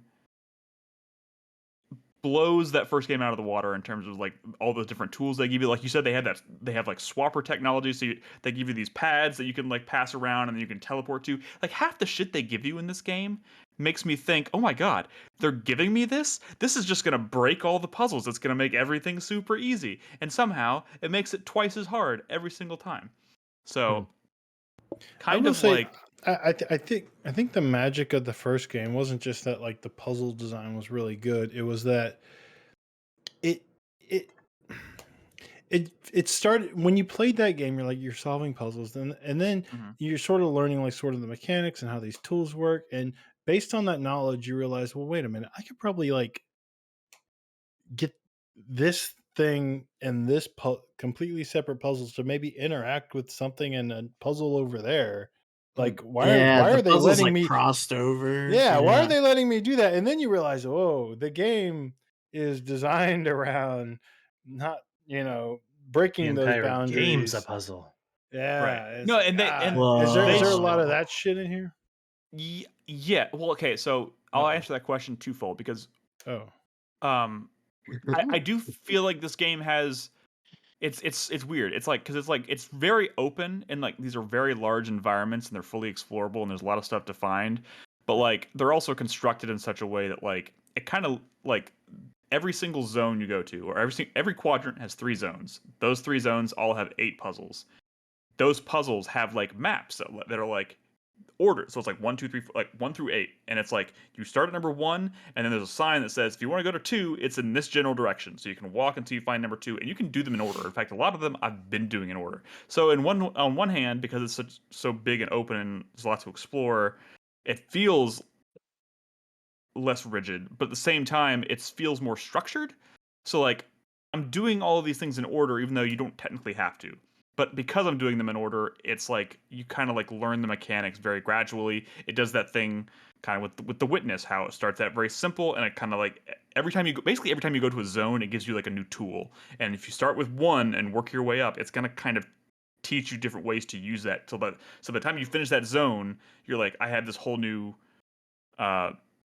I have this whole big new chunk of knowledge at my disposal, and this new tool to use, and they layer it on top of that stuff. But outside of the puzzles, there are things to find. There are secrets to find, and finding some of those things out in the big open zones involve going into puzzle rooms that you've already completed, and using the tools in there to like point at things outside of the puzzle room. If that makes sense. So. There is a lot of that stuff. Like the world feels so much bigger, and there are so many different ways to solve the puzzles, and like so many different like outside. There's a whole series of doors in this game that you can't even unlock until you solve a certain amount of optional puzzles. So like, if you look at my completionist thing, it says I have like 95% of like the puzzles completed to like finish the game, but there's a whole other stat there that's like the golden door puzzles, and I have done 0% of them. So I don't even know what that's going to unlock, but I have a feeling that's going to kind of flip things on its head when I get enough stuff you to unlock basically not even played this game until you've done the golden door. Oh yeah, I didn't even. You know what? I walked right into that. I don't even know. I'm sorry, I didn't even see that.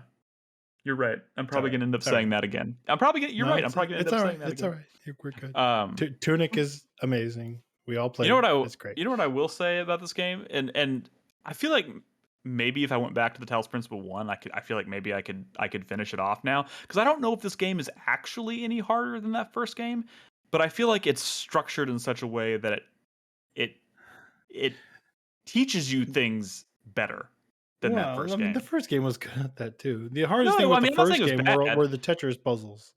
But like the Tetris block puzzles pieces. Oh, there are those too. I know. I'm playing this too. It is like the first thing I saw were Tetris blocks in this game, and I'm like, no. Yeah, you're right. Although it's funny, like, because you have to actually.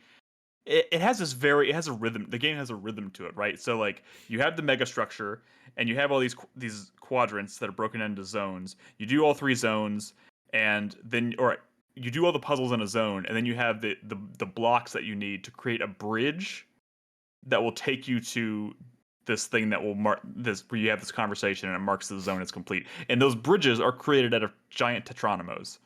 So you have to like build the bridges with tetranamos, and you have to like flip the pieces around and figure out the order to like create the connections to create the bridge. So like that's a whole other component to it. And those have been really, actually, they're fun, but like pretty simple, until the other day I got to one, and all of a sudden I did one that took me like 20 minutes to figure out. And I was like, what the fuck is happening here? But more often than not, there's been so many times I've been working on a puzzle in this game, and I'm spending like 20 plus minutes, maybe 30 minutes on a puzzle, and I'm looking at it and I'm thinking to myself, this is fucking impossible.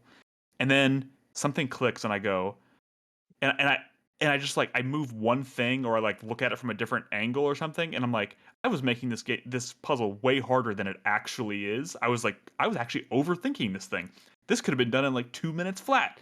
And the number of puzzles that do that is kind of, it's mind blowing, man. Like this game makes you think it's like way more complicated than it actually is. Sometimes it's literally just a matter of realizing like there's like a wall or something, and if I just move this one thing to the other side of that same wall but do the exact same thing I did, it'll fix everything. And those moments, those revelations, they feel so good. It's just like this huge dopamine hit when that, like, after spending 30 minutes on a puzzle, half the time I'm like, man, I feel like a fucking idiot, but that felt so good. The longer it takes, the better it feels. I feel like that's what she said joke or something. Yeah, really edging those puzzles. Yeah. But yeah, Crispy, this is did you play the first game? I did, and I really liked it, and I want to play this one. I've like almost bought this game like 3 times. Well, I have, but then I'm like, huh? Well, yeah, I need your between the two of us. I need your fucking Steam account, son.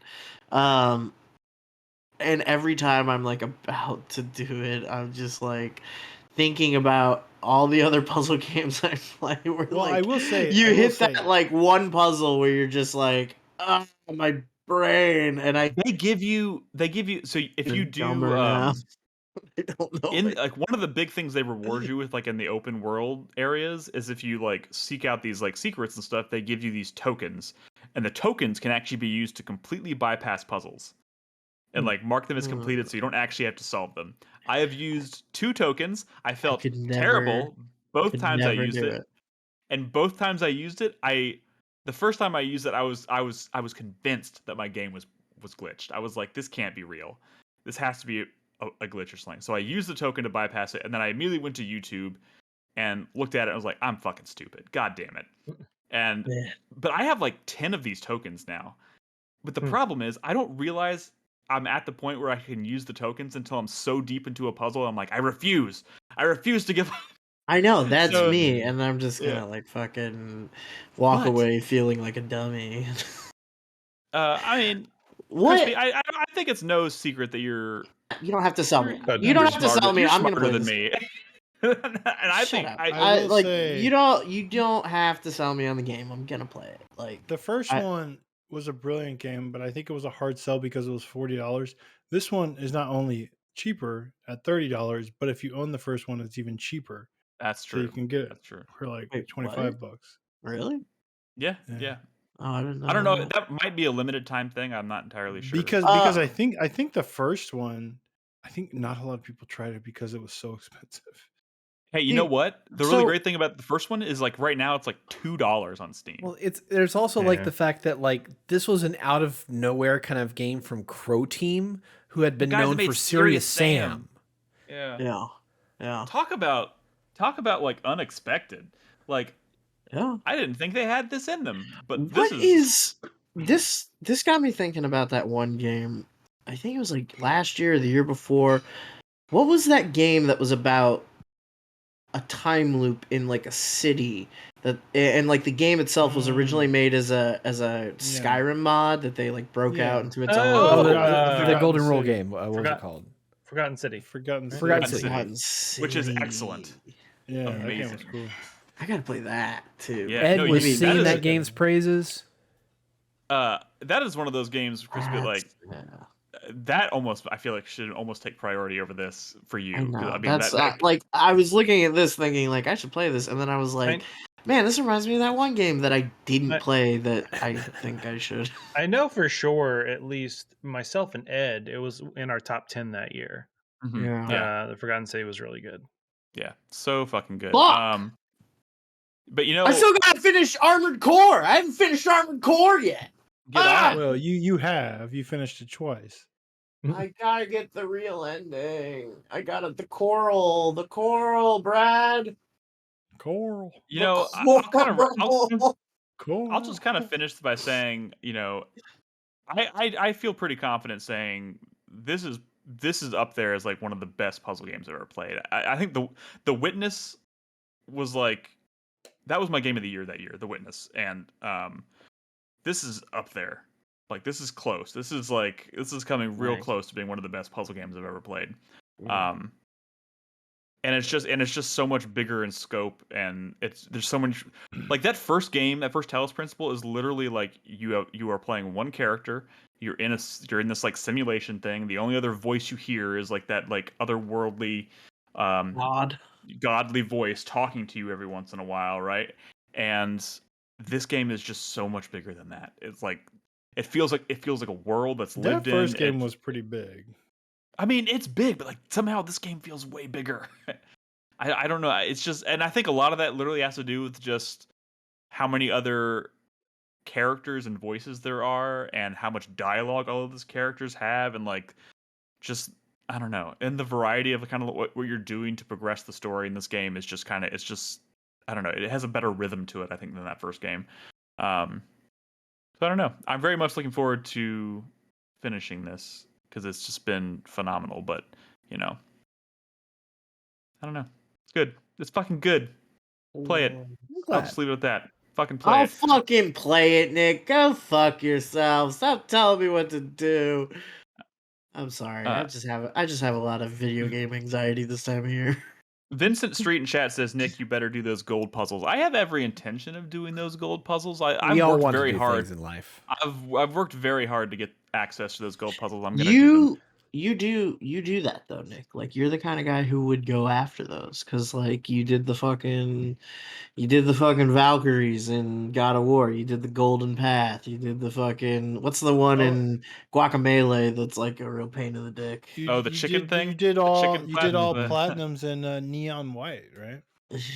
No. Did you? You did. You did. I think you did. No, ace medals. Yes, whatever they're called. I did. Yeah, I think. Yeah, that sounds ace right. medals, the ones better than gold. You did those. I remember. But Nolan still has better times on almost every puzzle in that game than I do. That's just I Nolan. don't know what you're talking about. Dude, forget about Nolan. Just don't even think about Nolan. Yeah, fuck that guy. Well, I mean, it's not just Nolan. It's like people in our community like, too. You can't do that to yourself. Brad has better times on a lot of puzzles than I do. You've got better times than me, Nick. Well, that's true. You got better times than me because the clock's still running on me. I haven't even finished. I haven't even played it, so yeah, you've got perfect times. I played a little bit of Neon White and it was fun. All right, before we move on to the 4-player minute, because that was okay. Chris Davis, I want to give you your time. Honestly, probably the most interesting game we talked about tonight. Wow, okay. I mean, you're not curious? I mean, I am morbidly curious. Maybe me more than anybody, considering I fucking drafted this game. Tell us about Redfall, which you have now finished. You monster. It is not a long game. It's only about 18, 20 hours max. You spent wow. But it's a single player arcane game, man. It really is, dude. The preview of it. Shut the fuck up, okay? Okay? Yeah, we all have perfect 2020 hindsight vision, Brad. God. Well, I mean, I did, but y'all did. I mean, I don't. played it. Yeah, I played it entirely single player. So like, as the developer said, you could and should. And honestly, it probably would be better if I kept going single player and never touched multiplayer. Davis, so. I feel like you've been making some rather interesting choices. Okay, so here's the deal. Here's the deal. It is November. It's cleanup time. It's time to get through stuff. There was nothing else you'd rather clean up. And a few weeks ago, Arcane put out a big patch that added their promised 60 frames mode, and it supposedly had a ton of bug fixes. I love Arcane. I wanted to find out. And you know what? I got the game for $15. So you know what? Might as well just fucking try it out. I didn't pay full price for it if it makes you feel better. I mean, you paid more than you would if you had Game Pass. Okay, whatever. Sorry. God, continue. Always fucking comes back to that, doesn't it? Always comes back to Game Pass. You can't help yourself. Anyway. No, because it's weird. Anyway, we're trying to help. So Carlos was in chat. Carlos says, "Motherfucker could have gotten Game Pass with a bag of Doritos." Yeah, I don't need to take that for the guy that stole $10 from me. Oh, hey, shit. To be fair, we spent your money on El Paso Elsewhere, and we both loved it, so it was well spent. I'm glad you did, but also fuck you. Anyway, this game, I know you're not going to want to hear this, but it's actually pretty all right. There are parts of me that actually kind of likes it. Is it like a solid AA game? Chris Davis, I want you to think about this very carefully, because I feel like anything you say right now about Redfall is going to reflect on RoboCop. Whoa! That is unfair. I mean, you just finished filleting RoboCop for half an hour, like yeah, and I love RoboCop a lot more than I love this game. Based on what you say here, I'm gonna play Redfall, and if Redfall sucks, I'm gonna assume RoboCop. I'm gonna beat you up. So this game I'm gonna beat you up. Okay, so all the critics are correct in that there are still some significant design issues with Redfall. It does feel weird to have this map as it is designed, kind of built for co-op play, but also having the leverage, trying to leverage Arcane's kind of classic, like, approach a mission as you choose to do. But the combat loop is specifically designed to counter that, so there's a weird contradiction going on. So really, it is very rare in this game when you're actually going to be playing in stealth. It is, you see an enemy, you're going to go after them and kill them. Because there's antithetical to like it is very antithetical. There is no reason not to go in guns blazing in almost every encounter in the game. There are plenty of encounters in which you do not want to do that, and there are even some missions that are strictly kind of built to give you the option of avoiding that, which kind of surprised me. When I was going through the game, but I will say that, like, the combat, when it works pretty well. I will not suggest that the AI is necessarily good, especially the human AI. Like, I never ran into like a T-pose situation, like where it was just fundamentally broken. But I had plenty of encounters, like, the humans would start they'd want to attack me, but they're running backwards at me, or they're not firing their gun at me for some reason. There's clearly some nav pathing and some issues there. And the vampires, if they're a normal vampire, they're strictly just running at you, trying to swipe at you. There's no variety there. The variety in vampires comes from like these special vampires that you encounter on the map. The ones that, for which I think there's a decent amount of kind of inspiration from Left 4 Dead in their design. You've got one called the Angler, which is like a smoker in Left 4 Dead. It reels you in, and once she grabs you, she bites you and sucks out a lot of health. You've got boomers, which are these called blood bags enemies, things like that. There's a lot of Left 4 Dead inspiration in this game that you, for better or worse, cannot avoid. Inspiration is kind of like a misleading term here. Inspiration, more like marketing research. It feels like it feels transparent. It feels like Left 4 Dead it became a genre, and this is just fitting the mold of that genre, which is like really disappointing when you consider Arcane as a studio is just they're just known for games that are way more ambitious than that. Turtle Rock figured out a cooperative multiplayer mode with a set loop design that worked, and it worked really well. And the industry is still aping off of it. Okay. Oh, never mind. Sorry.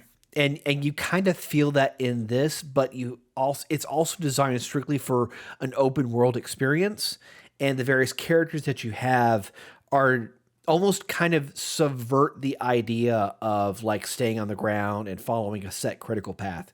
And there is some of that arcane like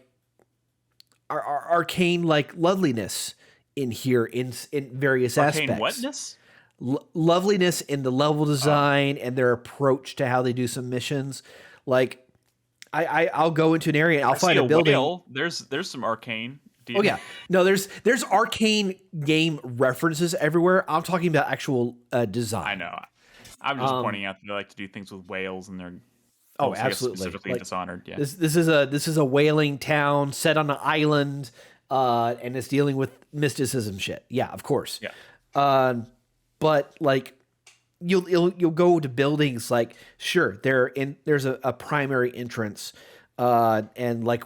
But like you could also bust out a window and shoot a lock from a distance, like you could in Prey, or you could find like a vent shaft and go through, and you're ending up in the rafters above all the guards that are kind of, pacing back and forth in the area. Like there are those arcane classic design elements that are in here, but they feel very sporadic, and they feel more kind of meant for set piece areas, and it doesn't complement the entire map. And it is a huge map for what it is. Yeah. But for what they try to do with the story, I think they do a decent job with the story for Arcane. I could see like where they were going with it, like halfway through, and there's really not a whole lot of investment in your character in the story. You just happened to be there. And shit went down. I just kind of want to point out that especially now that we live in a post Redfall world, I feel like maybe a distinction should be like when we keep talking about Arcane. Sure, it says Arcane's name on it, but like Arcane Austin is not the same team as Arcane Leon. What was it? Yeah, but the team that made Dishonored is so disconnected from the team that made Redfall. Like it's not even fair to like draw the connection. Well, also just to be clear, they made Prey, which is incredible. Yeah, Prey is a great game. True. It's decidedly underrated. I guess when you think about it, like Prey is kind of what convinced me to like take a chance on this game as far as fantasy critic goes in the first place. I don't know, man.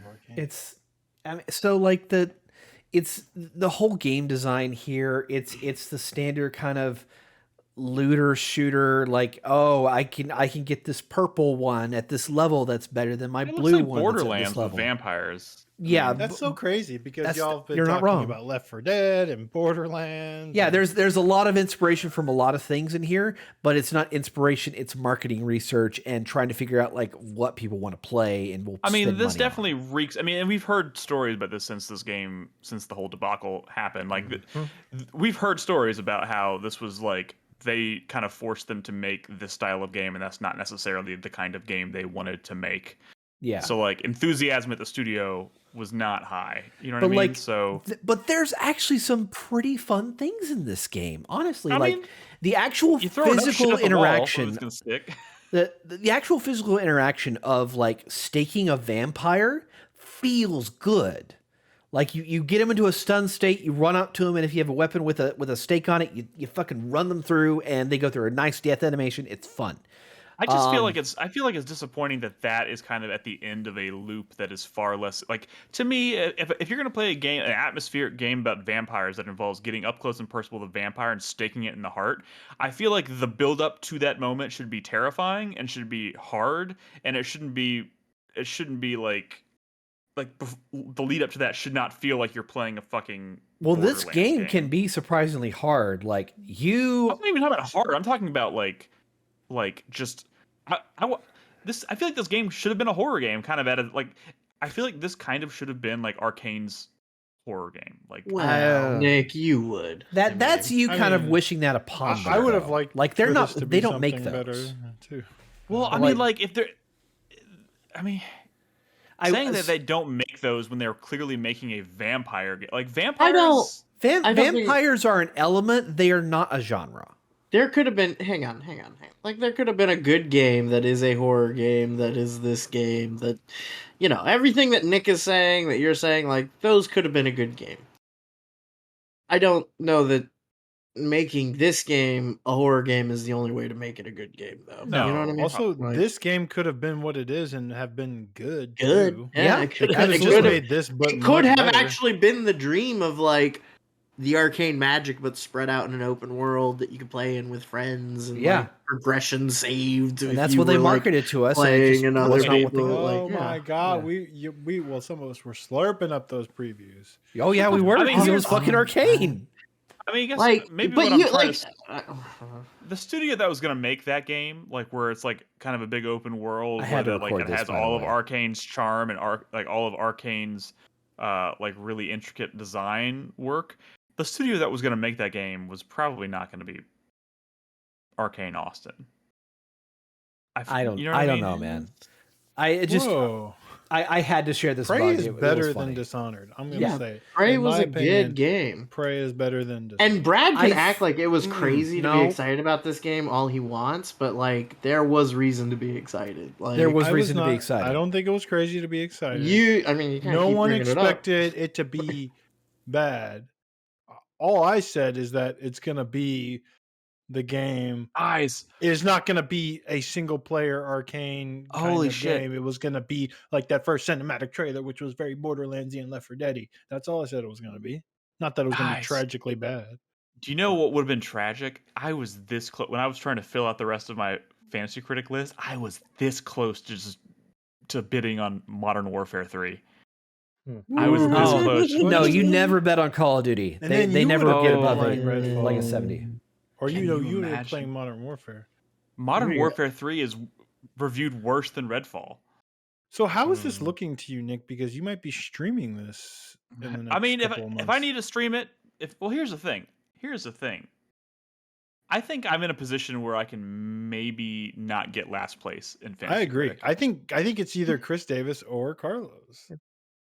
So it could be. I'm not too worried about it. If it happens, I do end up in last place in Fantasy Critic, I will stream this. It's on Game Pass. I'm not going to have to pay for it. I will happily try this game on the stream and play as much as I can stand. And maybe I'll enjoy it more than I think, and I'll end up pulling a Chris Davis and I'll finish it. I don't know. I'm just saying it's not the end of the world to me if I end up having to stream this. I'm more just disappointed in what could have been and what we got instead. This game isn't going to make you happy, but I was never upset about this game when I was playing it. Like it does kind of work. It's not what I want out of Arcane, but for what it is, like now that they've significantly updated it and fixed a lot of the problems, like it does work. It's just it's not what you want out of them. When do you think we're going to hear about the next Arcane thing? Anything Arcane related? So here's the thing: is that this game's design, there are actually a lot of parallels in their combat design to what they did in Deathloop. Like the whole structuring and design of the weapons and the AI, like you could just compare shot by shot and like you can see like where things connect between the two studios. So whatever Leon is working on next is you're going to see significant elements of that in Austin.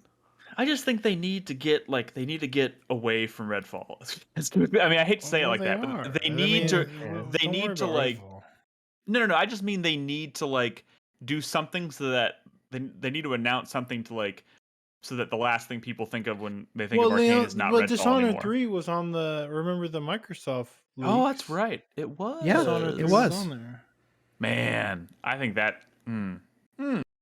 You know, Game Somebody Awards is asked next me month. literally at work today. They were like, "Dog, should I play Dishonored 2? It's $2.99 right now."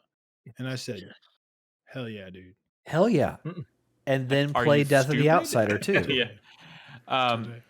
Okay. This is oh, go ahead. Concluding. I want to really like this game. It's just kind of okay now. I would hate to have been there to play it at launch. Ooh, yeah. From everything I was hearing, but right now, like you really don't even need morbid curiosity to experience this. It's just fine. Yeah. Which turning it into it would have been a morbid curiosity situation if you had played it at launch. So I'm glad they've at least got it to a point where it doesn't feel as dire like as it did, but my favorite thing about this game is that there is a loop of after a certain point the game adds a new combat element into the form of what's called the Rook Storm. So as you're going through the game, you're completing missions and you're killing special vampires, a meter's filling up with every action you do on top of the screen. And it's the vampire gods watching and judging you. And as it goes up, every time it goes up, like there's like stormy thunder going on around you. And as it increasingly gets close to the end, filling up, like the sky starts getting darker and red. And it kind of reminds me of like what we had in Chernobylite with the Black Stalker, or in Stalker with I know this reference now. Yeah, with the emissions, game. Things like that. And when it fills up, it spawns like the super vampire called the Rook, and it immediately books it after you. And while like red lightning is striking in the sky and causing AoE damage in the area and things like that, and it's a fun moment, and it repeats like every hour or so, and that's probably the best part of this game. There is arcane magic in here, but it feels very diluted for what it probably should be. You have to really dig deep for it. You don't even really have to dig deep. You just come across it. It's just not what it could or should be. Well, I guess you have to just play long enough to find it. Yes, you have to play long enough to find it. Because what this game is built into 2 maps. Once you go to the second map, you can't go back. But when you get to the second map, it's when they start introducing and finalize all the systems you're going to experience. And it's a better experience in the second half than playing on the first map. Put that way. That's unfortunate too. This would have been a nice game to front load that shit. Okay, we need to wrap it up with the 4-player minute now, and I'm starting this about 20 minutes early because you know how we are. It's never a minute. So with that in mind, final thoughts for the week, everybody. Starting with Brad. Hit us off. Yeah, sure. Yeah, my final thought is, video games. I'm really disappointed in you, Brad. I've been getting back into Baldur's Gate 3, and I've been thinking about it. I've been really enjoying it. You know, I'm in Act 3. Shit gets crazy. So sick. Stuff starts happening. Some surprising stuff. It's really good. And I kind of want to talk about it on a podcast because I feel like it's been forever since we talked about Baldur's Gate. And then we're going to talk about it a bunch at the end of the year, predictably. And it's like, yeah, maybe I just should talk about Baldur's Gate instead of Yakuza yet again, but I didn't, whatever. It's fine. It's just really fucking good. And I want to talk to people about it. But, either people have like finished it and I don't want to talk to them because they're going to like spoil shit, or people just aren't playing it, like Nick, or my wife who doesn't want to watch it. So I'm just like playing this incredible game and I'm looking around like this, look at this shit. Nobody, it's crazy. But yeah, it's been really cool. Then, I've just been chipping away at Pikmin. It's like 1,000-hour game apparently, and playing a lot of Slay the Spire on my phone. Always that Slay the Spire there. Slay the Spire is good. And the final thing I want to say is I had a run. I was doing a run today or yesterday where I had double relics on chests open, right? So I got 2 relics when I opened a chest, and I got the fucking whetstone, and I got both of the ones that upgrade 2 random attacks and then 2 random skills, and everything in my deck was upgraded already. So I got these 2 relics and it upgraded nothing, and I've never experienced that before, and it felt bad. Anyways, that's all. That's it. I'm done. Damn. Look how never seen it in my life. Wild. All right. Nolan, would you like to go next? Sure. My 4-player minute starts now. So I finally ended up getting a reclining chair for playing video games. It's the first actual nice chair I've ever purchased. I can't. What's up? I would just fall asleep. How is that going? So, a couple of times I have fallen asleep in the chair. You just this is the beginning. This is the beginning of the end. You get the reclining chair, you get the blanket, you cover your legs, you fall asleep every day, and that's the beginning. You're on the downward slope now. So a couple of times I have fallen asleep in the chair. No, Sonji, it was not $2,000. It was less than $2,000, but not by much. But it's a nice reclining chair. So like I said, it's the first nice reclining chair I've ever purchased. It has a little slot you can put your phone in that does wireless charging. It has a built-in USB cable, so I can plug in like my controller to charge it. Got a toilet built into the phone? No. I'm thinking about what's huge like the armrests have huge containers for like putting like I have some controllers and remotes in them and stuff like that. So it's been very nice because up until then I literally first off, before I moved to this house, I just had the old podcast, like $200 like IKEA crappy couches for that we had purchased however many years ago. And then when I moved here, I just have my literal desk chair that I would have to drag across the room anytime I would want to play games on my TV. But I've really been enjoying that. And so when I'm not falling asleep in the chair, I've been enjoying being able to relax in front of my TV, and I feel like an adult. As opposed to I might even say an old person. Yeah. I mean, honestly, some of the chairs I looked at when I was at the store were the ones that kind of like lift up and they help you stand up. Obviously, I don't need that right now, but it was just funny to look at those and stuff when I was at the store. But besides that, obviously, Fantasy Critic is coming, to an end. I still have several slots open. I've been kind of looking on the lookout for games that I think might be performing well. I did miss out on a couple just because I'm not kind of spending my entire life on it, but I'm seeing what I can do. I'm seeing like Brad said, there's 38 points I need. So I'm trying to make sure I can do what I can to get those, and we'll see what happens. It's gonna be a squeaker, y'all. It will be. It will be close. Which is exciting. Considering the size of our rosters, the fact that it's coming close is kind of exciting. Yeah, I think next year, depending on how many people we have participating, the initial draft should be smaller. There's a lot to talk about. We'll figure it out. Well, yeah, the real problem is that the lineup for 2024 is so monumentally different from what we'd expect from 2023. So that is true. Sort of. Not. We'd be less. I feel like it would be harder to pick 8 games for all of us to draft 8 games right out of the gate. Yeah. Say that on January 1st, because I bet that won't be fucking true. Every year's I the guess fucking same. we do have the Game Awards coming up. You know what Every happens year's there. this is so- True. Once you That's start digging, you're like, oh shit, there's a lot coming out. Oh shit. And the only other thing I have for my 4-player minute is not video game related, but it is two of my favorite anime / cartoons are coming to Netflix shortly, and I'm very excited. I saw the trailer for Avatar: The Last Airbender. Actually, looks pretty good. The live action, right? The live Yeah. action trailer, it actually looks kind of good. And then for some reason, when I watched that trailer, I got recommended a different trailer for a Netflix show coming out that I wasn't even aware was happening.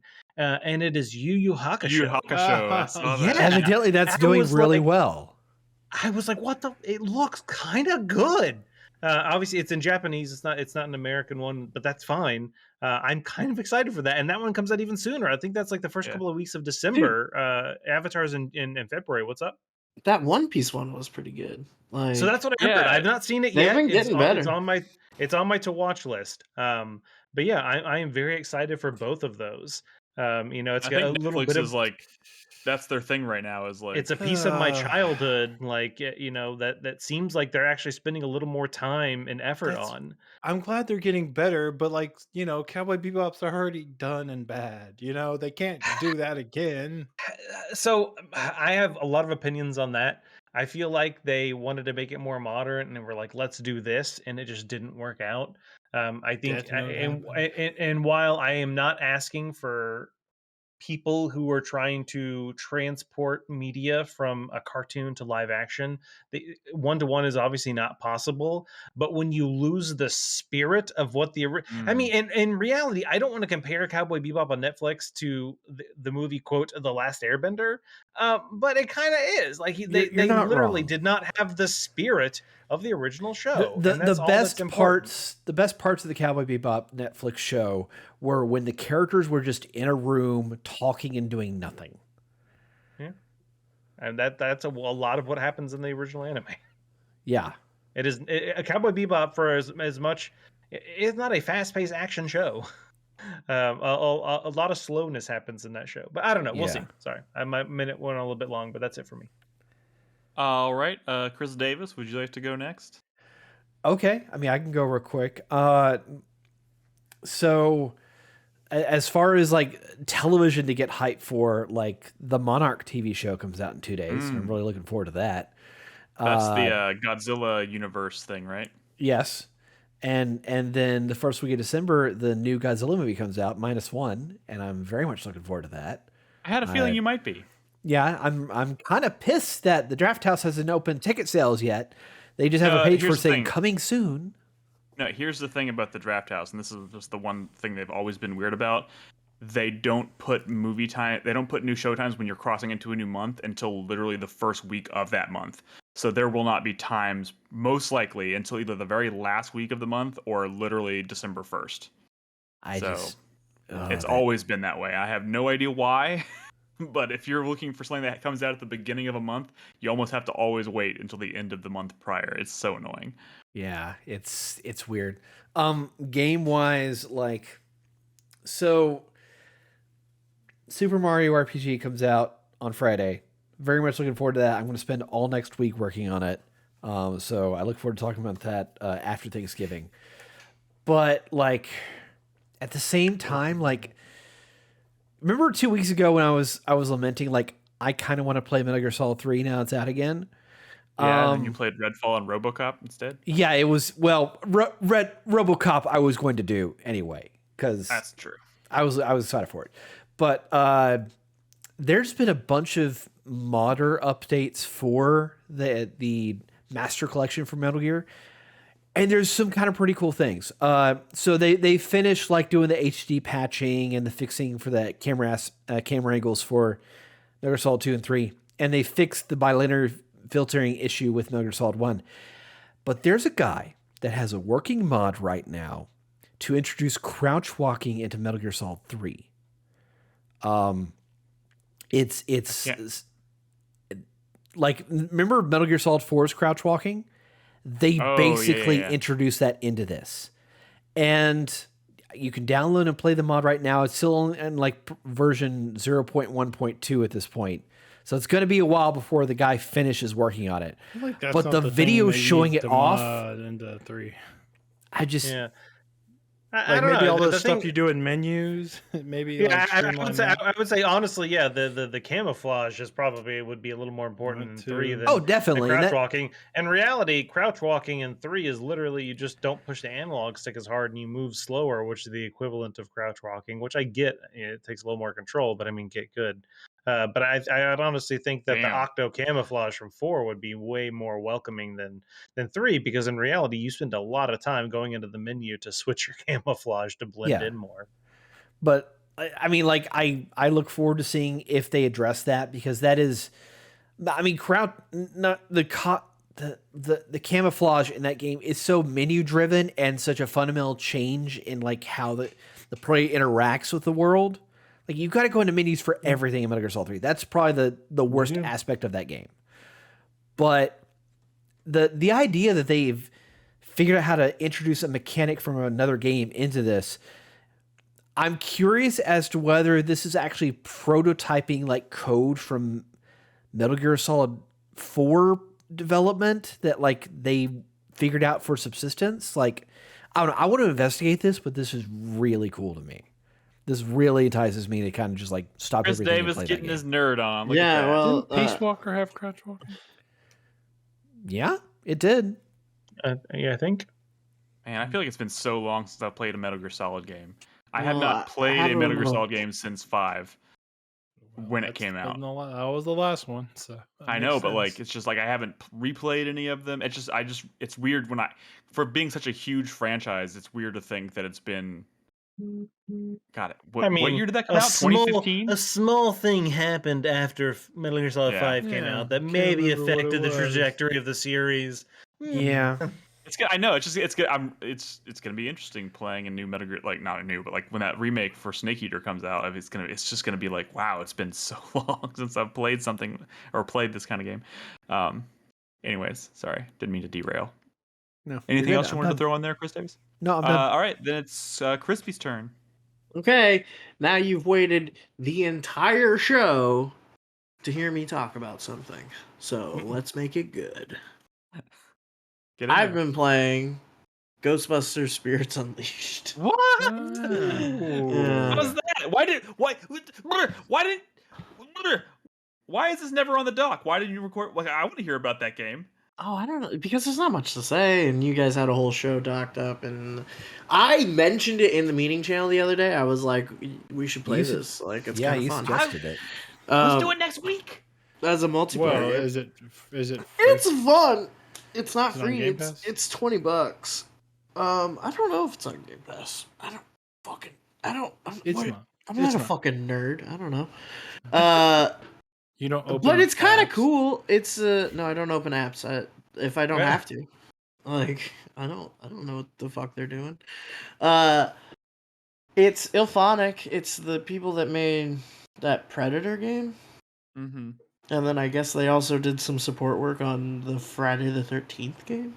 I don't know, whatever. But Okay.